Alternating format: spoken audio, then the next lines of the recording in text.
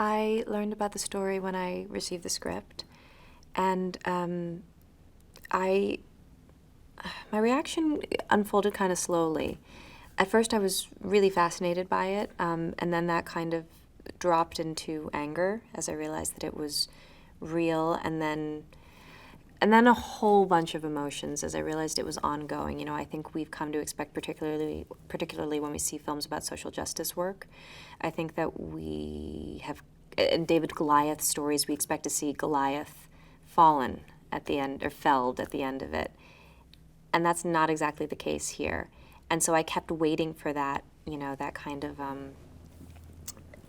ecstatic release moment at the end of it, and I realized that's not this story. The story is harder. The story is more reflective of reality, and this is something that's ongoing. This is something that involves all of us. It was a talk with Todd that made me want to play this part because, you know, when I first got it on the page, there's this cliche about, you know, there's the central character and then his wife. And when I first got it, I thought, oh, is this one of those situations? And then Todd told me about Sarah Bilott and who she is. And I was pretty humbled, actually, by and kind of brought down to earth by my own assumptions about what a Midwestern housewife was. Sarah is someone, she is vivacious, she's powerful, she has so much strength, and she's full of contradictions. You know, you can't tell everything about her just by one aspect of her. So I really had to meet her and get to know her, and I'm not sure that I figured out all of what she's about, but I think I found enough to kind of give people hopefully a good glimpse. I've gotten a glimpse of what it is that allowed her to be so strong for so many years. You know, it's not a small thing to have a stranger come and say, okay, I'm going to represent you to the world. And I think a lot of people would have had, you know, a wide spectrum of reactions, but hers was unfailingly generous and open and honest and trusting, and my performance was allowed to be so much richer because of that. And so I was grateful to her before I met her. I'm grateful to her after I met her. She's a really special and unusual person. It makes sense to me that she was able to go through this with as much grace and honesty and dignity as the situation required. This is a story about a very particular American sort of hero. And I think we've become very used to seeing our heroes be larger than life. And Rob Bilott is an understated man. His heroic qualities are not loud. They are not necessarily what society celebrates, but they are the thing that allowed him to change the world for us. Like, there's very little glory in all of this that's gone his way. He's done this because, for a very simple reason, he felt like it was the right thing to do. And to be a part of celebrating someone so humble, so quiet, and so unexpectedly heroic felt like a real gift. One of the first things Todd told me was that I would be playing a conservative Republican. And I thought, well, in my kind of thinking at the time, I was like, well, how do conservative Republicanism and environmentalism, how do those two things go together? And Todd and I have had a lot of really interesting conversations about that, about how some of Sarah's heroism comes from the fact that her life took a real left turn away from what she thought it would be, what she had been led to expect it would be, what she perhaps even signed up for, but that she keeps going because of this really simple concept, which is doing the right thing. And that causes her to leave behind certain things that, you know, I think if you'd asked her at the beginning of the story, she would have said were really important to her. But she always took a step forward in terms of, well, okay, now that I understand this more deeply, what are my true values? So Todd was amazing at helping me see all the complexities of her, helping me understand all the complications, not to get confused by them, but to actually be more liquid about them. They're a good match with each other. Sarah's really outgoing and vivacious and chatty, and Rob's very stoic and understated and quiet. So they do complement each other nicely. And I wonder about that a lot, about how much the difference in their personalities kind of allowed them to move through this. But they share common values. It's important to them to do the right thing. It's important to them to be good people. It's important to them to be people of service. Mark, Todd, and I have asked that a lot. You know, why didn't you walk away? Like, you had a few, to Rob, like, you had a few invitations to walk away. Why have you stayed in this fight and gone deeper with it? Like, sure, nobody would have blamed you for saying mercy and doing something else. And I think Rob comes back to this thing about it's the right thing to do. He doesn't see, he has such, at this point, expertise on the subject. He's put in so much, I think he wants to see it through. What he brings to the role is a lot of things that we've come to expect from him. Stunning acting, so intelligent, so soulful, so dignified, with so much integrity. In some ways, I think on a scale that we haven't gotten to see from Mark yet. And it's such a beautiful, understated performance. There's something very risky about what he's doing, you know, to play someone so understated for the length of a film. And I think he's pulling it off. I find him incredibly captivating in this role. And the story that he's giving to us, for us all to know, it's a real gift. There's knowledge in this film. This is an important bit of history for us to know. It's important to know that there's a man named Rob Bilott, and he made us safer. He's a huge reason why the world is a safer place and is becoming a safer place. And he can't do it alone. He's carried this on his back for a really long time. And he needs us.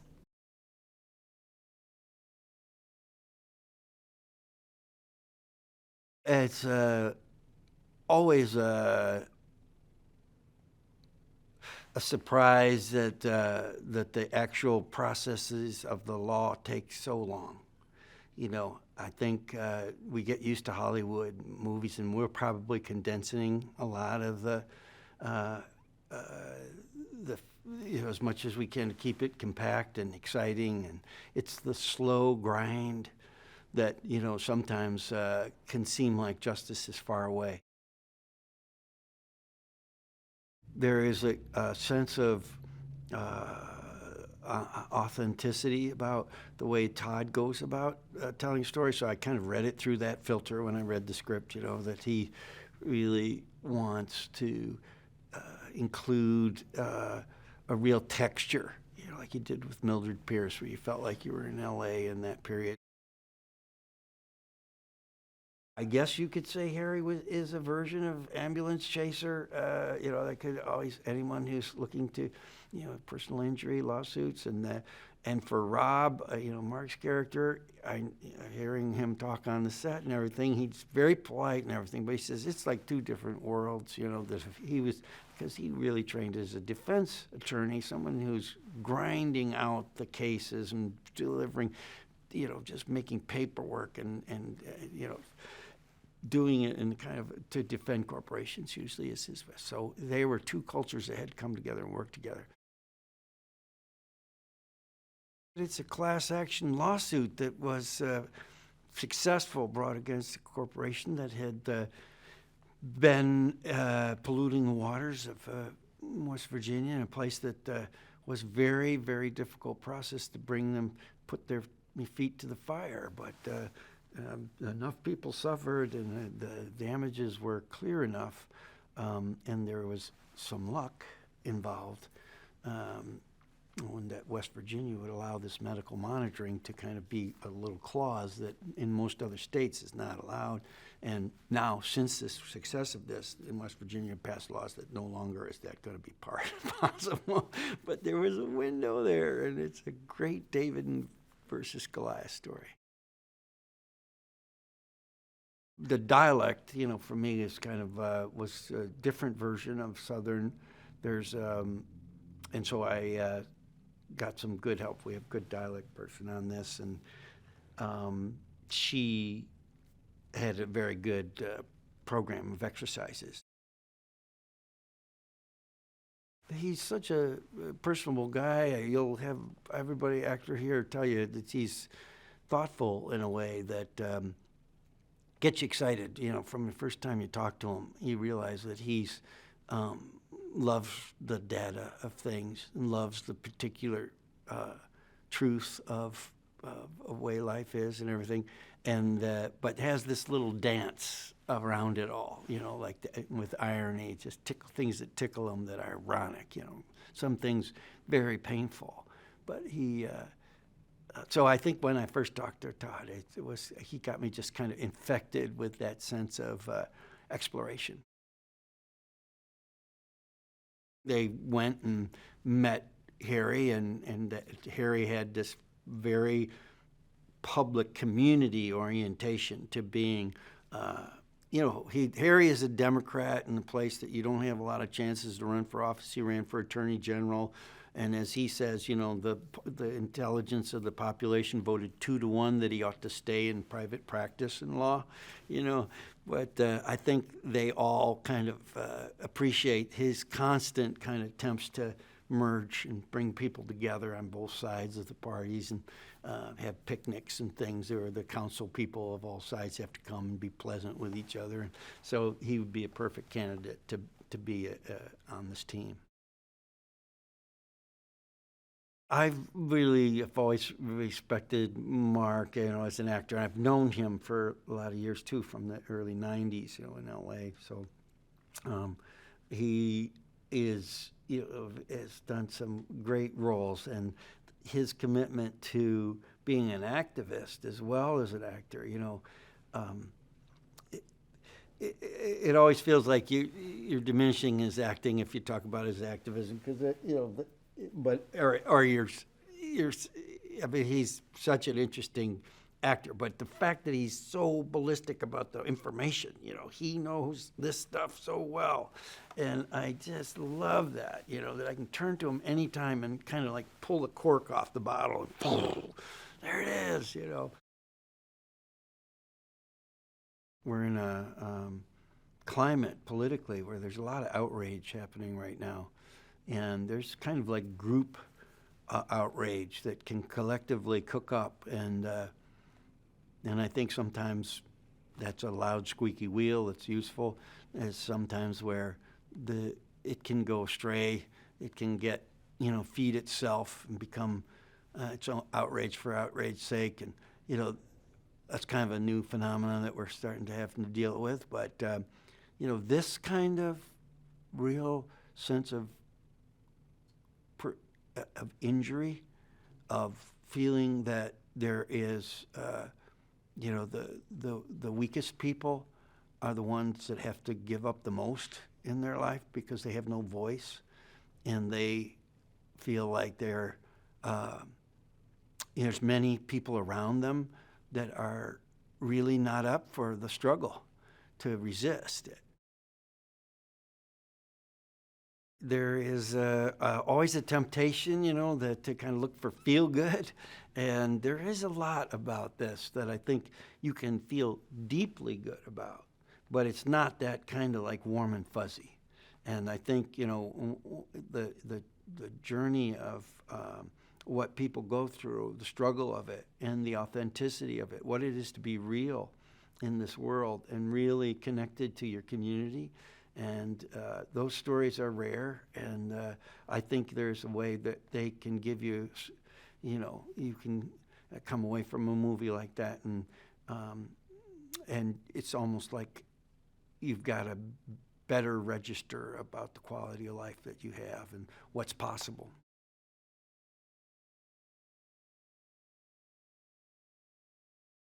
Initially started trying to find some answers many years ago, and the doors were kind of shut right in our face, and had the opportunity to work with Rob Bilott and some other people and get some answers, and it's been a little bit of a ride to get to where we are today, share my story. I wanted to make sure that the importance was the spotlight of what was going to be shown, not necessarily sensationalized, but after seeing the script and understanding what they're doing, that it makes me feel empowered almost, and it gives me hope that the story can be shared and that people can act and react.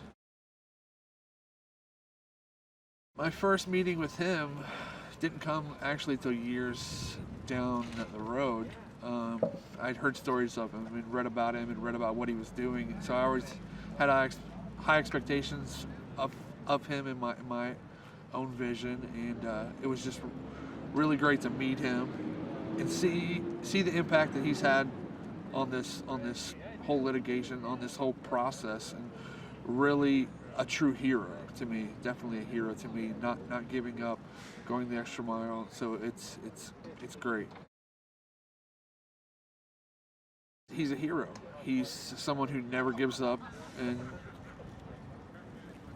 despite being bullied per se or other things, he's still held true, still pushed forward, still gotten the answers. It's very cool, very cool. I'm glad that I could just share a little part and see how everything's working and be a part of it. It's really, really cool. I'm honored to be here today. Yeah. My biggest hope is that it will give every person that views it inspiration to never be silenced. Always speak up and never be afraid. That's hard. We're getting there as a nation, if you want to say, or our culture, but I really want people to be able to have a voice no matter what.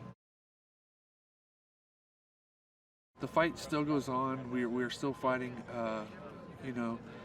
getting the word out. As far as my family is doing great. My son is excellent. My wife is right around 34 weeks pregnant with our daughter on the way in April, so we're excited about that.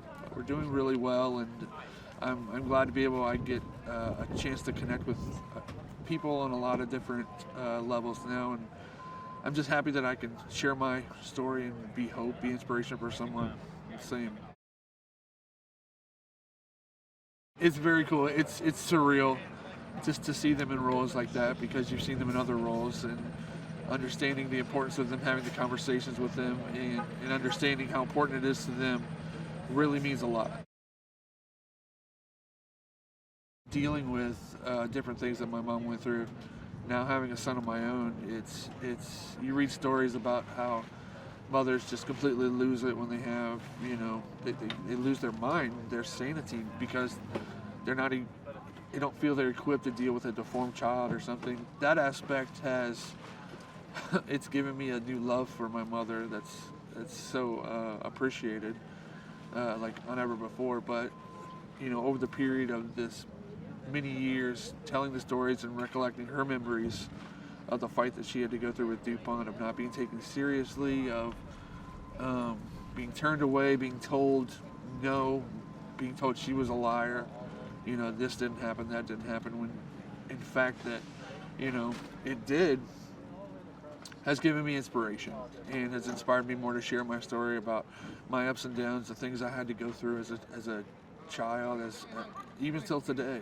It's been a long journey, but she has been a hero of mine for sure.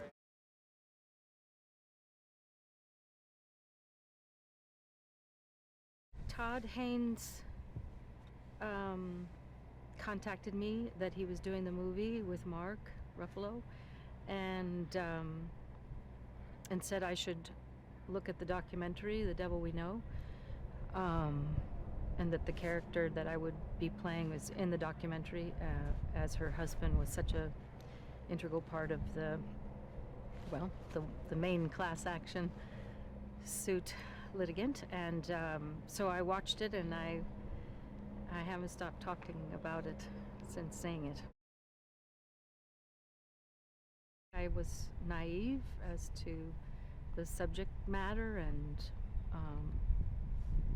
what is happening to our world and in the United States with the chemicals that are unregulated, and the fact that our agencies that should be protecting us, in this case, are in bed with the company that's poisoning us. And I was very surprised. So I think I'm probably a good audience for this kind of thing. As a mother and a grandmother, I was shocked and surprised by what I heard. And then when I read the script, how carefully it laid out the information and how dramatically it did so.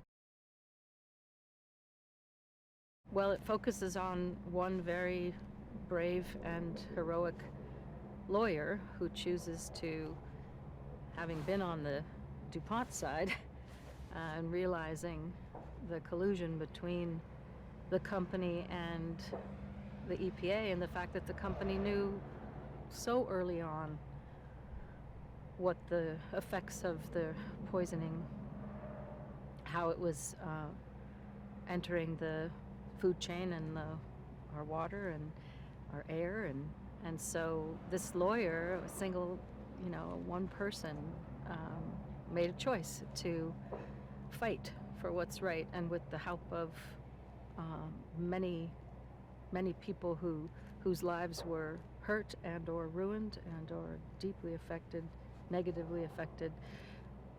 They stood up, and through decades of litigation tried to right this wrong. He was very enthusiastic about me playing it. I don't know why. I'm glad that he was. We had worked together on Mildred Pierce, and we got on well. Darlene and Joe have been living in the district that was initially that DuPont was dumping the water in. So Joe did not know about Wilbur Tennant, the farmer who was the first person to file suit or point out the poisoning that was going on. Darlene was married before Joe, and her husband was an assistant to a chemist at the plant. And so she was seeing firsthand things that were alarming, and they knew something was wrong,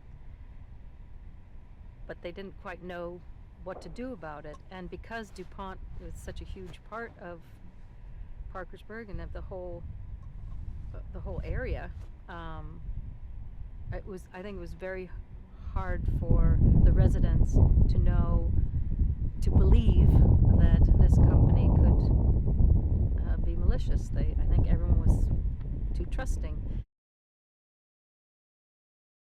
DuPont was a $25 billion a year company, somewhere in that range, and so these initial payoffs and these suits were a drop in the bucket for them. Rob asked Joe, "How do you want to go about this? Do you want it to be a class action? How do you want to do it?" And he said, "What would help the most people?" And therein is the hero quality. And so it was pointed out to him that if he filed a class action, that they could, bring in the most amount of potential money and help for the community. So, but that then started this huge testing 7-year ordeal of collecting what I think is still the largest medical testing in the history of the United United States. I think there were like 43,000 people who were tested, and the results many years later is that they were able to conclusively attach these the list of diseases and or disorders to the chemical poisoning. Mark Ruffalo is such a fine actor and such an everyman, someone that he seems to have such empathy in all of his acting roles. I'm always drawn to a Mark Ruffalo movie. I seek them out. So I feel like he's the perfect person to center this film around. He has his face is he has compassion in his very his being, and I think it's perfectly cast. But if I'm not mistaken, he's also a producer, because it seems in life too he puts himself on the front lines of meaningful causes, and so he walks the walk. So I think he's perfect for this role in an acting sense, and he's perfect for this part in a human sense. Anne Hathaway, that was very special, having her in the scene in which I am blabbing about what we've found out, Joe and I, and when it gets personal for Darlene, my character, it was important, Annie's reaction to that, because it was a woman's issue, and she's boy, she has emotion right behind her skin. So that was lovely working with her as well. She and Mark were wonderful. I was happy to be reunited with Todd and Ed, his amazing director of photography. Todd is so brilliant with story. He can hold 100 balls, juggle 100 balls of complicated scene structure, and know. I saw that in Mildred Pierce, which I think was, I don't know, 6 hours or something. And I saw it then too, that just how when something is very complex with many, many threads, he is aware of who's in the story when and how they work. I hope it's life-changing. When I was growing up, like in high school, I remember seeing, the China Syndrome, and it was earth-shattering. It stayed with me in a way that very few movies did or can do. Blew the lid off of a controversy and did it with dramatically. And I felt that way when I read this script, like, oh, this could be for my kids and my grandkids, that type of experience, which leads to activism and results, hopefully. So I hope awareness.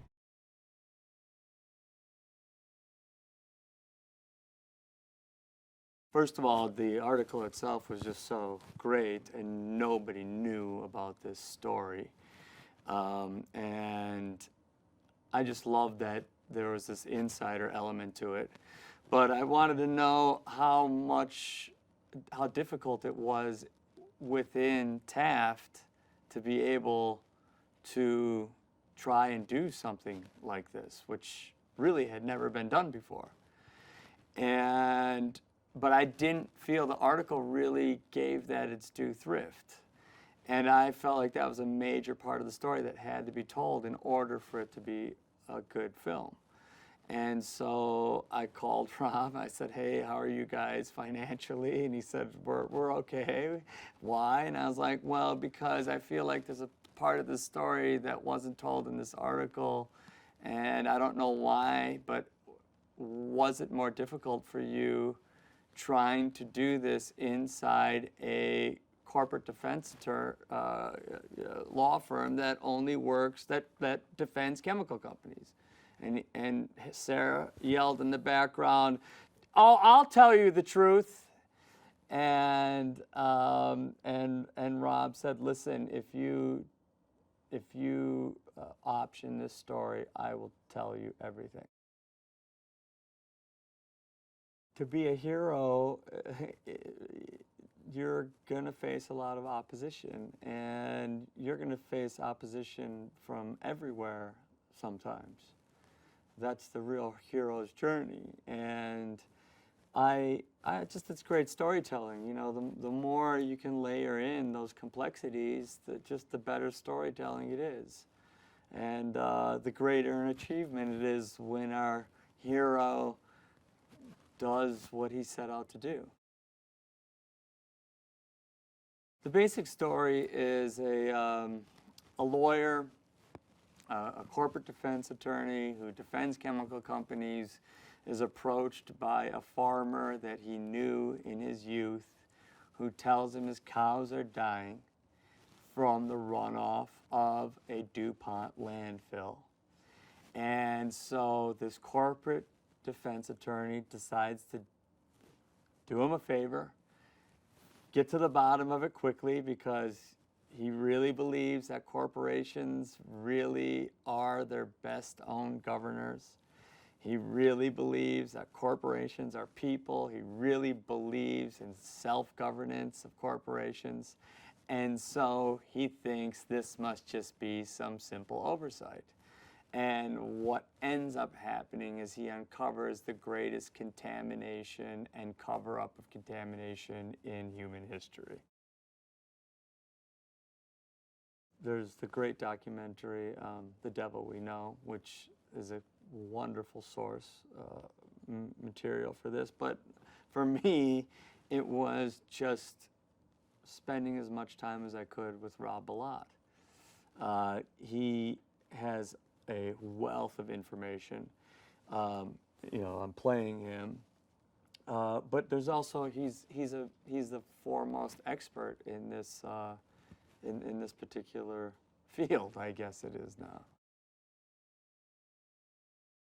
That's what I just find remarkable about him, is he always finds himself up in the middle of these worlds, and it's because of that he's able to.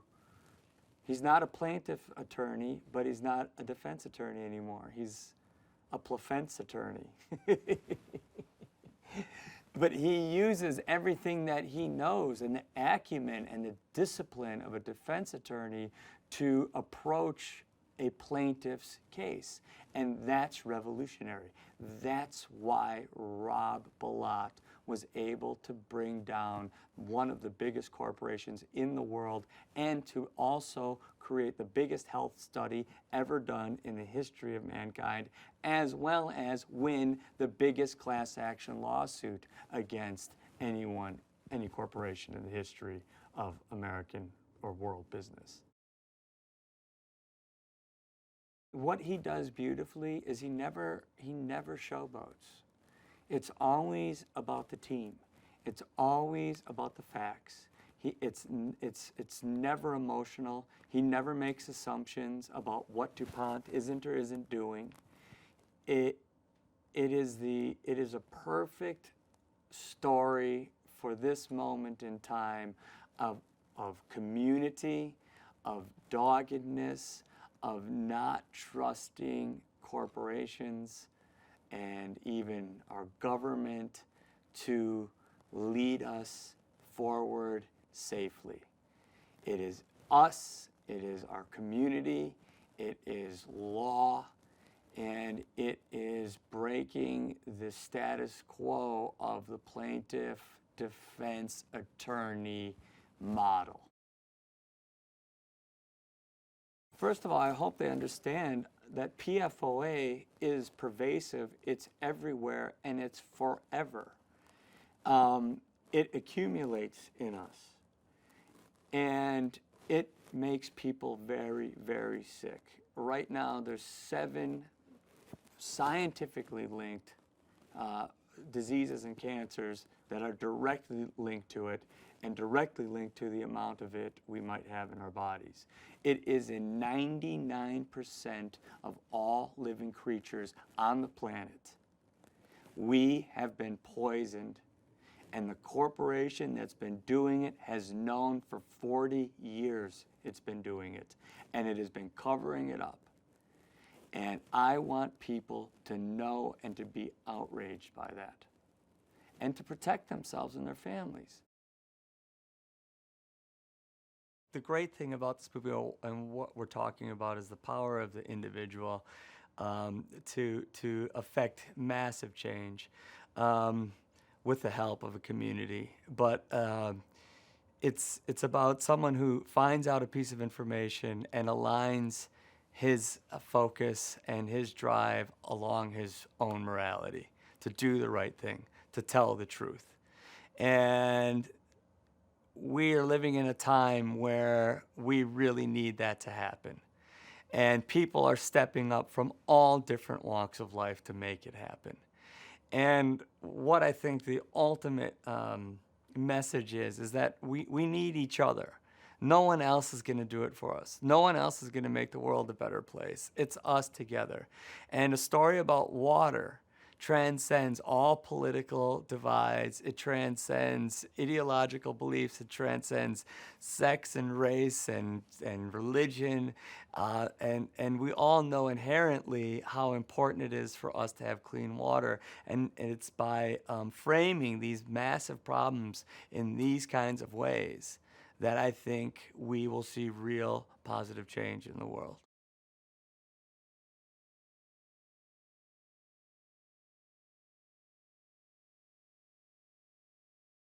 This story involves our work on a chemical known as PFOA and how we discovered that this particular chemical was in drinking water out in West Virginia, and what it took to really understand what this chemical was and how it could be that in the United States we could have a completely unregulated chemical being emitted out into the environment for 50, 60 years and essentially escaping any regulatory review, and how even when you acquire information that shows this chemical and its presence in drinking water is a health threat, what it took and what it still takes to get that recognized and get people aware that this is happening in the regulatory world, in the scientific world, and what it took just for one community to realize what was going on, what the nature of this threat was,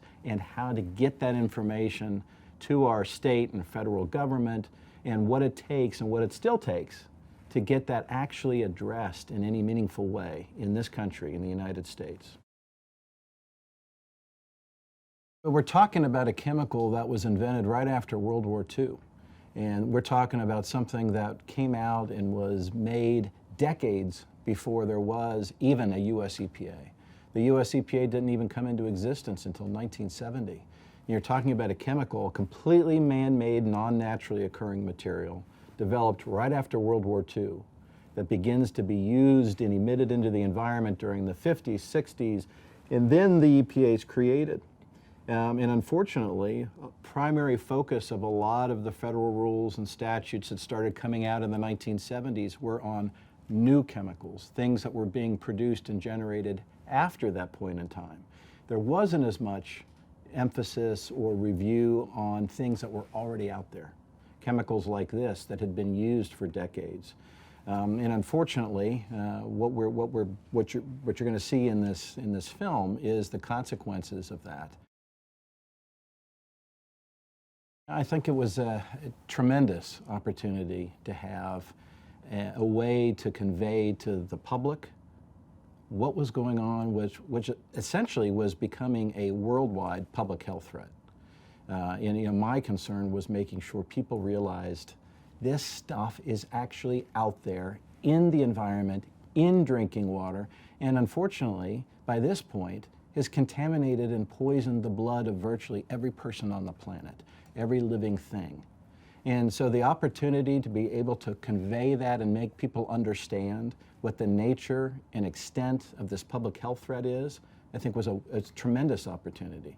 But not only that, to provide it in a way that people could understand not only that this was happening, but how it happens. How does something like this happen in the United States?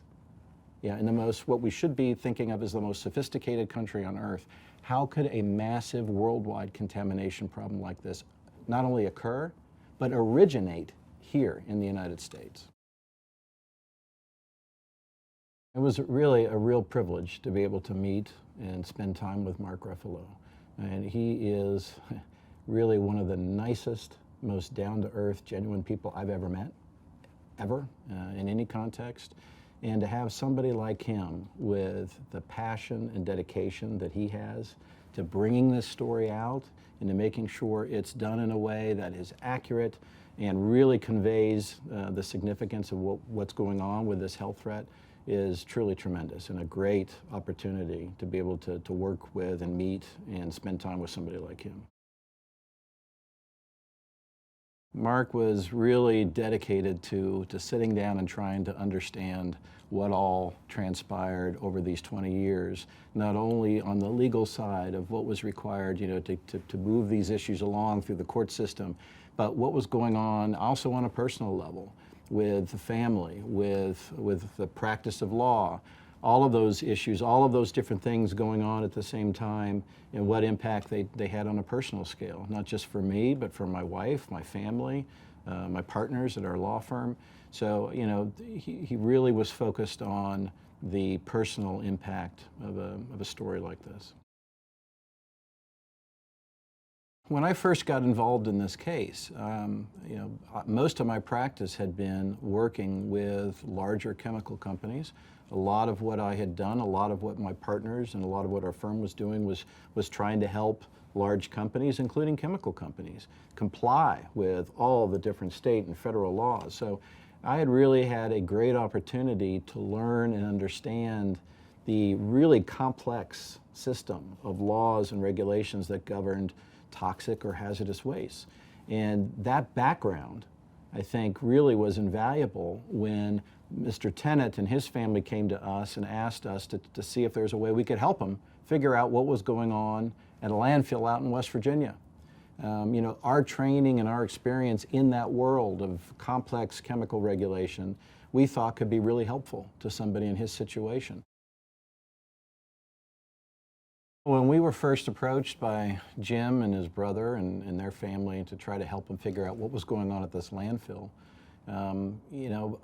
the world I had dealt with was regulated, listed materials, and we thought this could be a fairly straightforward thing to be able to go in and say, well, we'll help figure out what should be going into this landfill, what's in your permit, and this shouldn't be that difficult of a process. We'll find out what chemicals are going in and what might be exceeding their limits. And really, it wasn't until about a year or so of trying to get to the answer through that process that we really discovered we were dealing with a completely different situation, something that was involving an unregulated chemical that didn't fit into that world, and that really opened this into a much bigger project and a much different project. It's been a real honor to be able to meet Todd Haynes and have him work on this project. His vision and his attention to detail is unbelievable, and really, I've never seen anything like it. He's been able to pull together an amazing team of artists in different areas that have really focused on the details and the accuracy, which is beyond anything I've ever seen. Been a true pleasure to work with him and everybody he's brought together. When we sat down and I talked with Tom and the partners here, we made the decision that this was something that our firm could do, that we wanted to do. We believed we could help the tenants. And once that decision was made, we really didn't ever waver on that. The firm's support from that point forward was, these are our clients, and we're going to do whatever is necessary to represent these clients. And the same thing when it morphed into a bigger case involving a class action on behalf of an entire community. Once we made that commitment that we were going to represent those people on these claims, we were going to do that to the best we could, no matter how long it took. Not only was the tenant family and their cows exposed to this thing, but we came to learn that the entire community was drinking it. Then we came to realize this was bigger than that. This was a national contamination problem, which then grew into worldwide contamination problem. So the knowledge that this was going on and nothing was really being done to alert people that they were even being exposed, that this was in their water, that it was in their blood. Nobody was really aware of this. The regulators weren't aware. The scientific community wasn't aware. I guess it was the thought that if we could just make this information available to people, if we could lay it out to everyone in a way that they could see, look what's happening here. Look at this, look at how big of a threat this is to public health, that something would happen.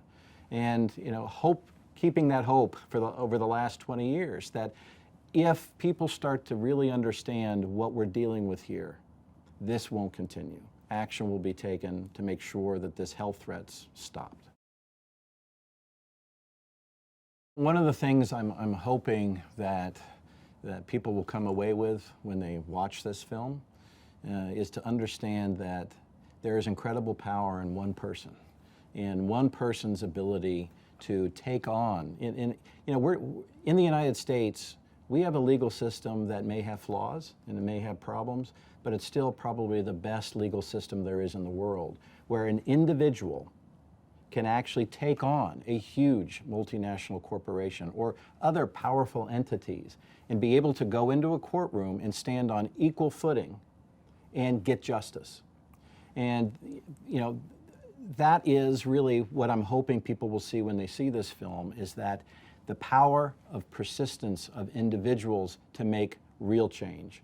If you stand up for what you believe and keep pursuing that, it can happen. And you can make dramatic change. Just one person, one farmer, one community, they can take on what look to be insurmountable forces and actually get things done. This was a project that required an incredible amount of science, an incredible amount of resources. That we were lucky that I was in a firm, a big firm, that had the resources to see this through all of the years that it took. It was not something that was going to get resolved quickly. It was something that involved, toxicology, epidemiology, risk assessment, all kinds of different, very specialized areas of science that were extremely complicated, extremely difficult. In the long run, took a long time to sort through. So, in the meantime, you're dealing with all kinds of economic pressures as well. I think a lot of this transpired during one of our biggest economic downturns in U.S. history. So, you're talking about something that stretched over almost 2 decades. So that takes its toll. I'm pleased to be able to say that in 2017, we were able to negotiate a settlement with DuPont to resolve about 3,500 cases of people from this community who had been injured by their exposure to this chemical in drinking water. Now, we were able to settle that for about $671 million. Since that time, what we've been learning is this is just one of an entire class of related man-made chemicals that are now being referred to as PFAS, per and polyfluoroalkyl substances. There's about 4,700 chemicals within this class. And what we've learned is, look at all of the time and all of the work that was required to get to the point with one of these chemicals, PFOA, where the regulatory authorities and the scientific community are finally taking the first steps towards beginning to regulate one of these chemicals. Now the scientific world and the regulatory world is realizing this is an entire class of chemicals that we're being exposed to. And it's all over the country, if not all over the world. So what we're seeing now is a lot of activity designed to try to figure out how do we move forward and not repeat the mistakes of the past. You can find, for PFOA, for example, it can be found in drinking water, in groundwater, in rivers and streams, in lakes. It can be found in the soils. It's found in the air. It's found in fish. It's found in wildlife. It's found in people. Virtually every type of thing out there in the living world where you can sample for this, you're finding it. And what's particularly troubling is once this stuff is out into the environment, it will stay there for time periods that are described in geologic scale, millions of years, because the chemicals have they're extremely resistant to any kind of biological breakdown in the environment. So all of this stuff that's been emitted for the last 60 years is still out there. So that's the real concern, is I think as we understand the scope of this problem, people are now starting to wonder, how do we address this now? How do we deal with the massive contamination that's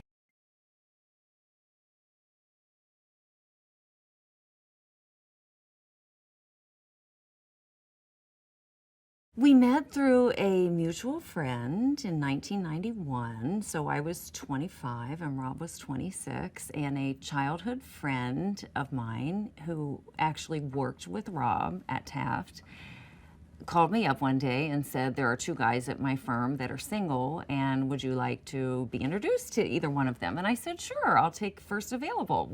I tease Rob about this still. And Rob was first available, so he joined us for lunch, and my friend, Maria, is chattier than I am, and I'm pretty chatty, and Rob is not. So I don't know really if he said very much during that lunch, but I liked him, and the rest is history. He called me after that lunch, so that was our first date. When I first heard that there might be a movie about this, I was in disbelief.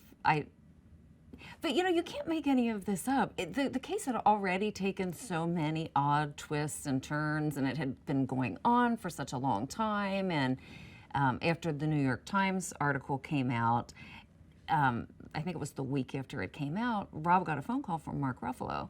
So I'm cleaning up the dishes, working in the kitchen, and Rob gets a phone call on his cell phone, and he's trying to tell me that this is Mark Ruffalo. I don't remember if it was a note or he's mouthing it to me.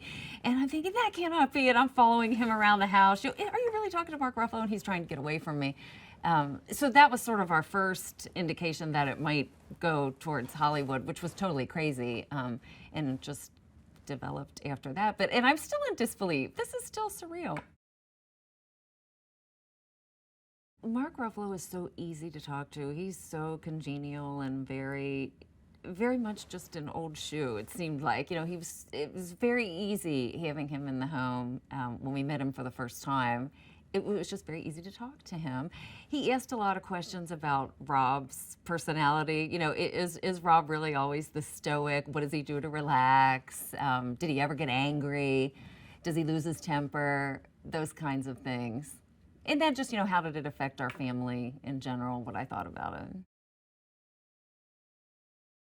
We didn't think that it was going to last for 20 years. So for me to talk about how it affected me in the very beginning, I don't think I thought much of it. I was happy that Rob was connected with Mr. and Mrs. Tennant, and I was very glad that he was going to be able to make a difference in someone else's life, because in corporate law, it's not always that way, where you're dealing, when you're doing plaintiff's work, it's different.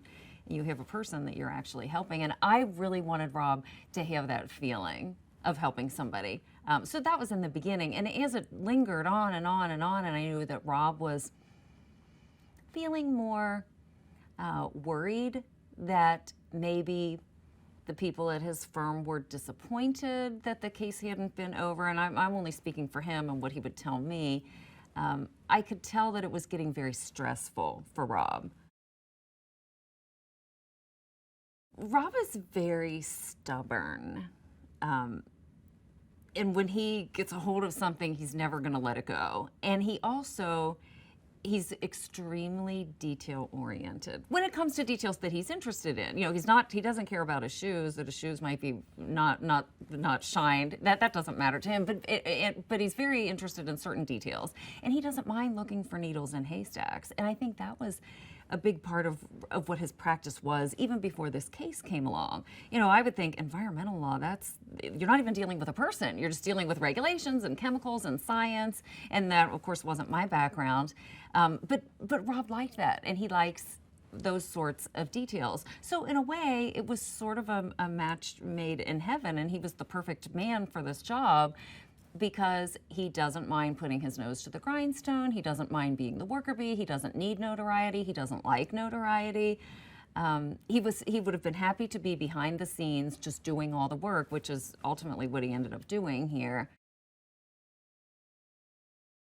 When we met Todd Haynes, he was also very, very easy to talk to. It was again surreal that we were actually talking to him, but his questions were really more practical. You know, how did Rob deal with the stress? What's going on in our family? How do you feel about the movie being made? Which is still completely surreal. We didn't realize when the case first started that it was going to become this big thing that is larger than life. But as it went further and further on, I think I just got used to the fact that a lot of the things at home I was taking care of. And I was the happiest person on the planet to stay home with the 3 boys. And when I quit my job and had the 3 babies and Rob was working, I was very glad to do all this stuff at home because I loved that. That was like my second childhood. It was the best thing ever. I mean, and I'm glad that now I've gone back to work because the children don't need me anymore. But at that time, whatever I had to do to keep the home fires burning while Rob was working, I was glad to do. Now, that's not to say that after it had been going on for 10 years and my kids were, you know, mid-grade school, you know, grade school type, 4th grade, 5th grade, that it did get a little old. I will say that. Meeting Anne Hathaway was so unbelievable. She was so gracious and so sweet and very kind. She brought me roses. And what I was surprised about is she already knew a lot about my character. She had seen photographs, she had seen videos. So she didn't necessarily ask me a lot of questions about, you know, things I did around the house or how I took care of the boys and that sort of thing. It was more just, we just were having a conversation. And that made it feel so much more natural, if there can be such a thing when you're meeting Anne Hathaway, that we were just talking about kids and motherhood and cooking and what we do to relax and yoga and that sort of thing. So it was as natural as it could be, but she was wonderful. And I'm so glad that she agreed to play my character because I think from what I've seen so far, she did a really, really good job. The scene we are in is a banquet where Rob and Anne, Mark and Anne are present at the banquet, and Rob / Mark sees a DuPont lawyer that he had been trying to get a hold of and, you know, emailing and calling, and the guy hadn't responded to him. So he needs to go approach this man and talk to him, and the man is played by Victor Garber.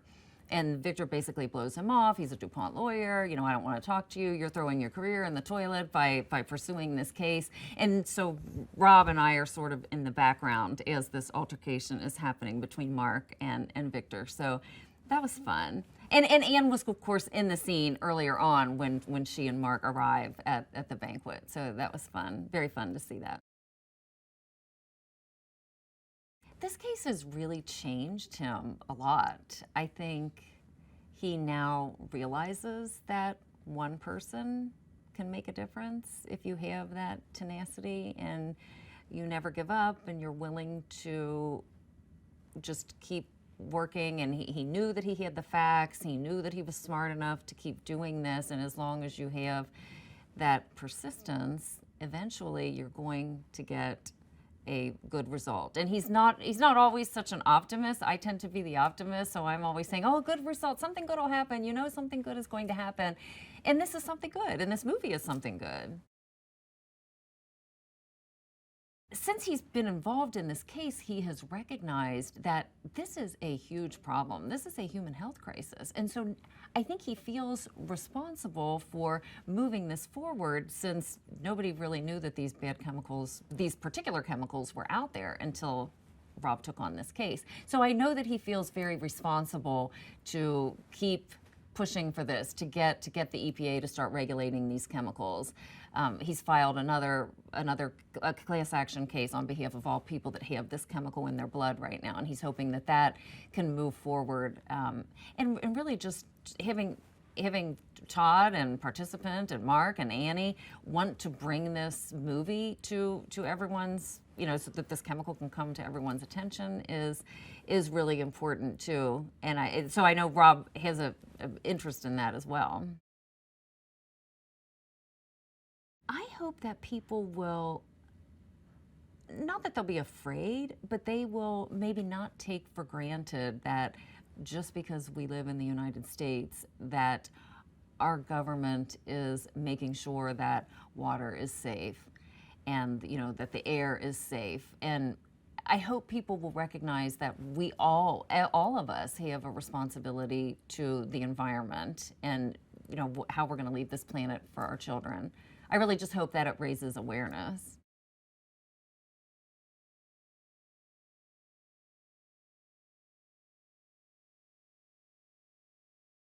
I believe I read about it in alternative newspapers in the late 90s. It wasn't at first being covered by the major newspapers. And when I heard about the case, I stopped using Teflon. I was raising young kids at the time, and got all the Teflon out of the house. Unfortunately, what I didn't understand at the time was that the product was being used in a lot of different products, including Gore-Tex and these water-repellent materials that they put on couches and furniture. And so I wish that had been more prevalently reported. Would have been the responsible thing for media to do, but I guess we live in a society where power protects power, and this was a documented case of extreme abuse of power. What stood out for me was, first of all, the story itself, and the idea that Todd Haynes was going to direct it, and that Mark Ruffalo was going to be in it. Mark's a friend of mine, and I've worked with him in the past, and I really admire him. I think he's a rare exception in this world of celebrity and actors that tend to avoid controversy or dealing with relevant material to our lives, and Mark has always been at the forefront of that, and I always have admired him for that. And also, Todd is such a beautifully talented director in so many different genres, and I felt I'd always wanted to work with him, and I felt that this story and his talent together would make a really interesting film. I'm always looking for the unexpected in characters I play, and Tom Turp is the exception to the rule as far as I'm aware of in corporate culture. Corporate culture tends to protect itself. People don't cross lines generally. They tend to remain silent or willfully ignorant of information that might challenge their worldview and their power structure. And Tom was someone that dared to go against that. To be able to be in a position of power and to hold on to your moral core, and to hold on to that moral core at the expense of your business, very rare in this society. And I felt that was the kind of person that we should call attention to. Tom Turp was Rob Bilott's superior when Rob first brought the allegations against DuPont to him. And at first, of course, he was shocked that this bastion of American business would act in such an irresponsible and criminal way. And so at first he was reluctant to get involved. And when presented with some evidence and videotapes and the passion of Rob Bilott, he empowered him to go forward with his investigation. And over the course of the next several years, it was a difficult proposition for Tom to stay with Rob on this issue. Taft Law was helping these companies navigate the regulations and trying to figure out how they could pay as little as possible to help clean up their messes. And so really Taft Law was not at the, Taft Law is not a, lefty organization that was environmentally radical or anything close to that. So you're talking about a law firm that was making a lot of money, helping the chemical companies do as little as possible to clean up the environment. So that's why them taking on this case was crazy, in that world. What was happening? Now here's a lawyer that is, at this point, serving the needs of the chemical companies and helping the chemical companies navigate the EPA's regulatory thicket. And so it was counterintuitive for him to take on this case. And as he starts delving into the evidence, he becomes more and more disturbed and discovers wanton abuse of the environment and people's health. The challenge of playing someone that's a real person is that you want to bring a reality, and you want to kind of honor who they are. At the same time, you don't want to over-romanticize, and you have to bring a humanity and a certain bit of fallibility to the characters. It doesn't do anyone any good to create unbelievable heroes or unbelievable villains.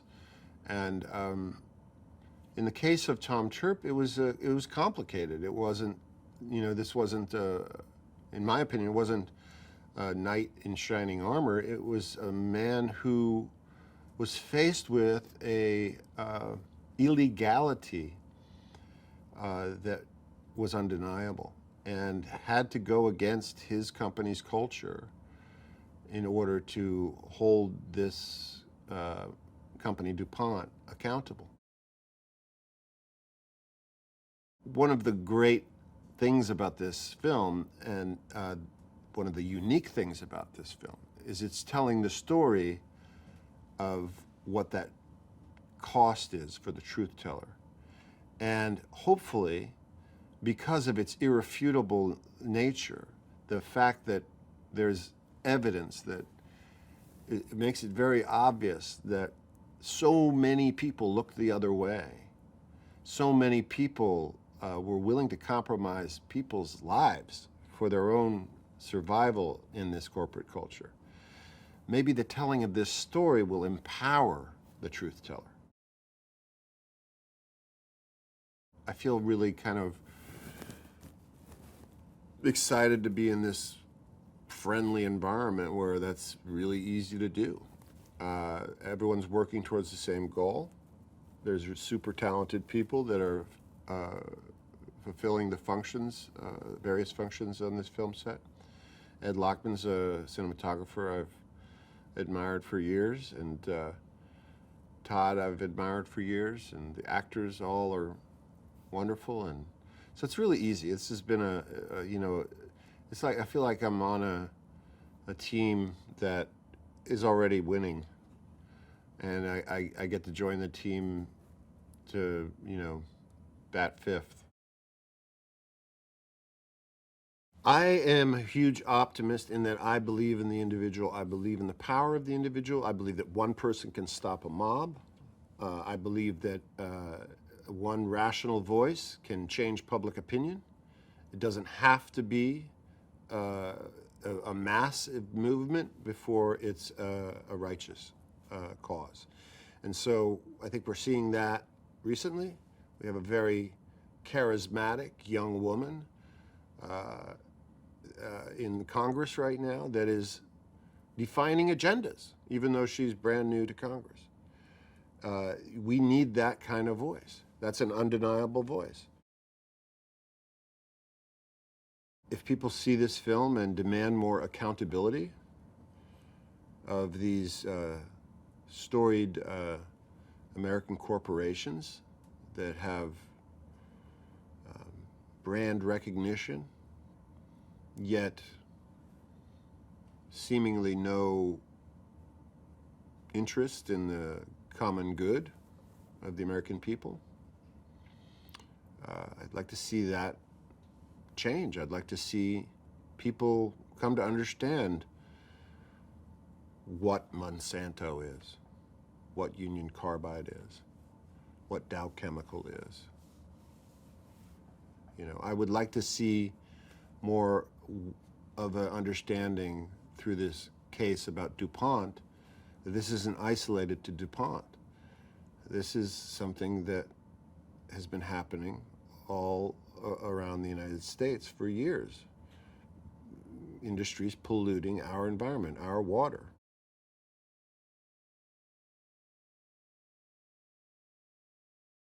Just was the usual a call from my manager, and they said Todd Haynes is doing a movie. I said, I'll do it. I didn't really, and then of course I found out what it was about, and I read the script and was on board. It was about the entire project that intrigued me. I mean, the characters, is a DuPont lawyer who's arguably, out for the company man, which is, that's what they are.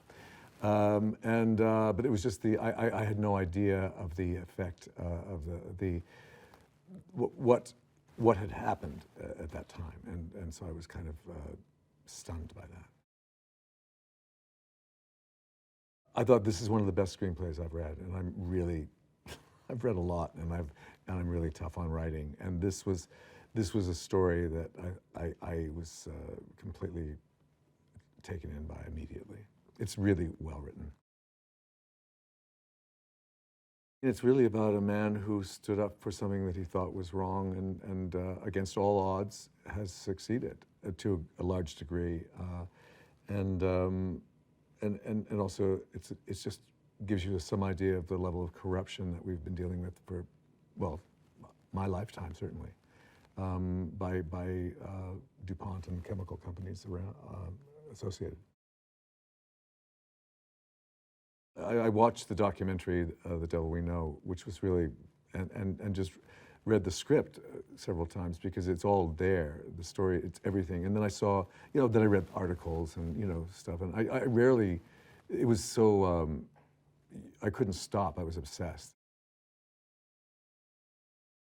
Mark Ruffalo, I've known him for many years, and we've never worked together, and it's just the opportunity to have this time with him is just a gift. It's rare for an actor, or it's been rare for me to really to be involved in something that I really feel so strongly about, and I mean, and it's to have Mark as the person I'm acting with. It's just. First of all, it's effortless because he's just so present and so real, that all you really have to do is just respond and listen to what he says, because he's a magnificent actor. I'm just sort of gaga. I'm awestruck by Anne Hathaway. We've known each other we don't even really know each other, but she, she sort of thinks of me as a person of the theater. So I'm immediately, so I feel very honored that she even knows who I am, frankly, and I think she's really brilliant. We had a conversation on the phone and an email exchange, and I knew from both those things that this was someone I was going to really be able to work with and feel comfortable with. And he makes everyone feel comfortable. He's just he has no artifice. He's just, he knows how to tell a story, obviously. I think he's a great filmmaker. I hope they take away the seriousness of what's going on in the world and realize that they do have power and they can stand up for themselves and make noise. And I mean, it's happening obviously more and more in the world, but I just think this movie will surprise a lot of people. I think it will shock a lot of people, and I hope it does.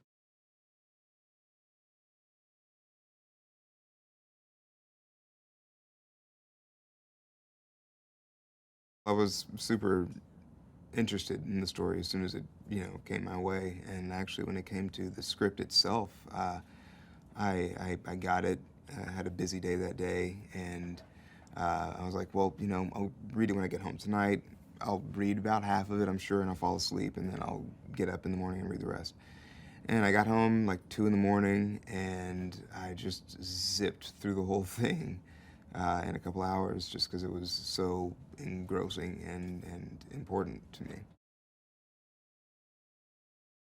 I played James Ross.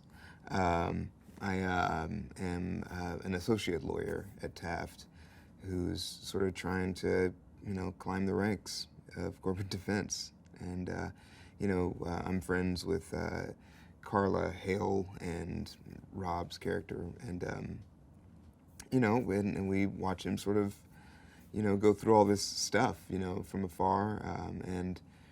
I think that, I am ethically I have a very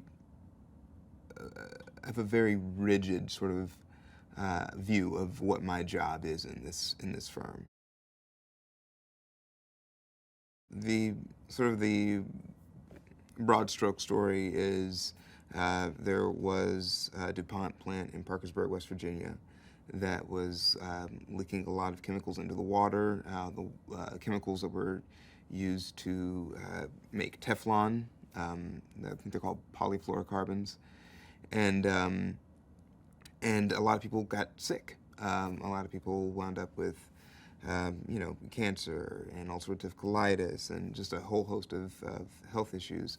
And Rob Bilott received a call from a farmer named Wilbur Tennant, who was watching all of his cattle die, and it sort of like kicked off this whole investigation of what is actually in the chemicals that are going into the water, because according to the EPA, everything that was being leaked out was safe. And the more that Rob digs, the more he finds that there's these chemicals that were sort of grandfathered in that were making people sick, and it just erupted into this huge fight. When Wilbur comes to Rob with this, more out of like a personal favor in a way, we go from being corporate defense of like, how do we just give this guy the evidence that he needs to sort of calm his nerves and let him know that everything's on the up and up. There's no need to make a whole big deal out of this. It's just, your animals are sick or your land is bad or something, I think the fact that it does point to some real wrongdoing on the part of a huge corporation takes, our mission is not to prosecute, these corporations. It's literally to defend.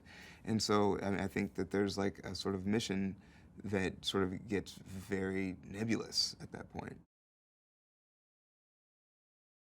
this world is, you know, at least is rendered in this movie, is very, very white, and it's one of the things that, very white, very male, honestly. And like, I think it's one of the things that, you know, when Todd and I spoke over the phone, it's one of the things that we didn't want to shy away from. For me, I think it was,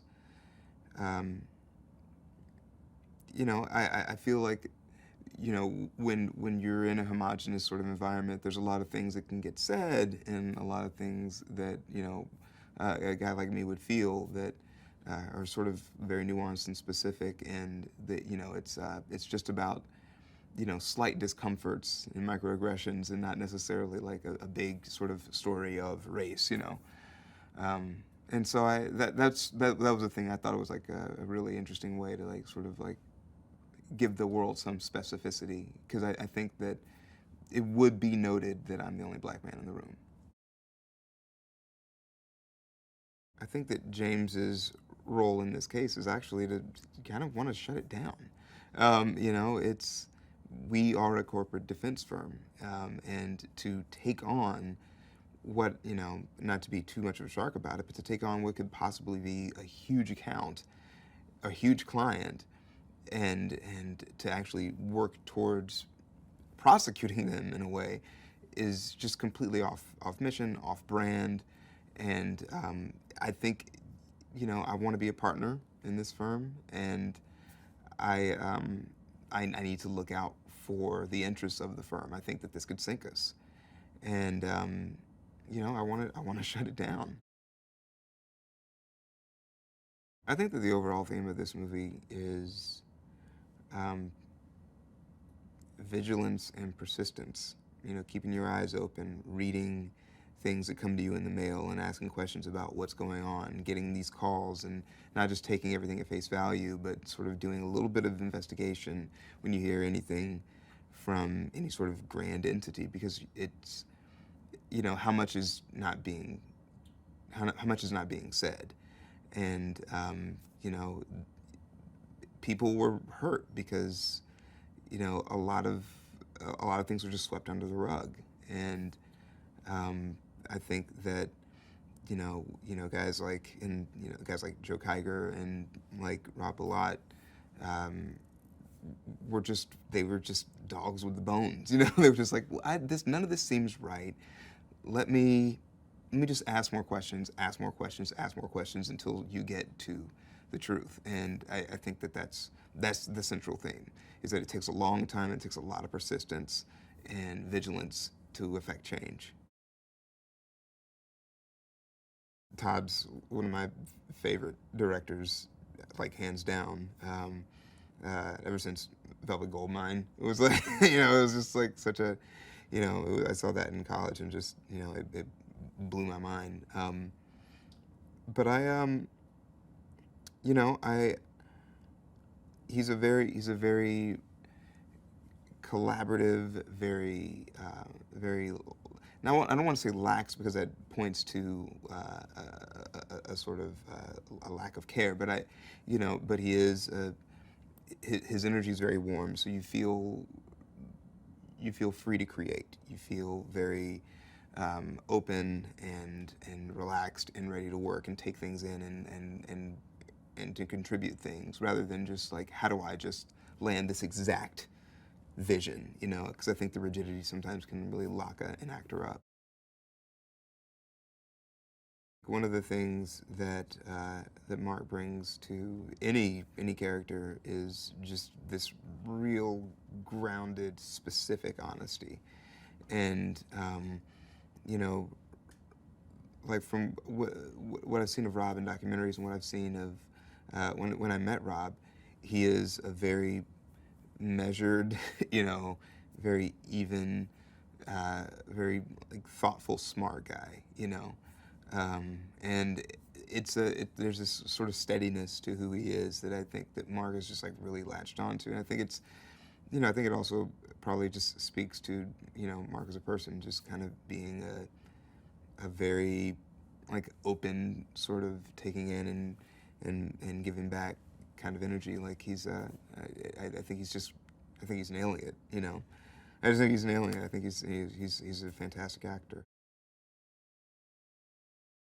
One of the things about Authority, I think, is it's not tight. It sometimes can be very, very loose, because, and when you have the power, you can just breathe and just live in that power, and that's one of those things that Tim just has, and he's just. But there's everything. Things are very full, but they're very relaxed. It's one of those things that actors like me watch and always try to emulate and never get it right. So yeah, it's great to just be close and just see if there's something I can steal there. I just hope that people are a little more alert and aware. I know that I'm trying to be at this point. After reading the story, I knew nothing about this. Until the script, showed up in my email. So I mean, it blew my mind, and so I'm hoping that audiences will come away from it and. Anything that's sort of odd or fishy, or when there's like articles about possible leaching or like wildlife being like mass die-offs of wildlife or something like that. It's just sort of well, wait, what's going on? What's near there, and what's happening? So we can just sort of be a little bit more proactive in our own self-preservation in regards to like our home, the Earth.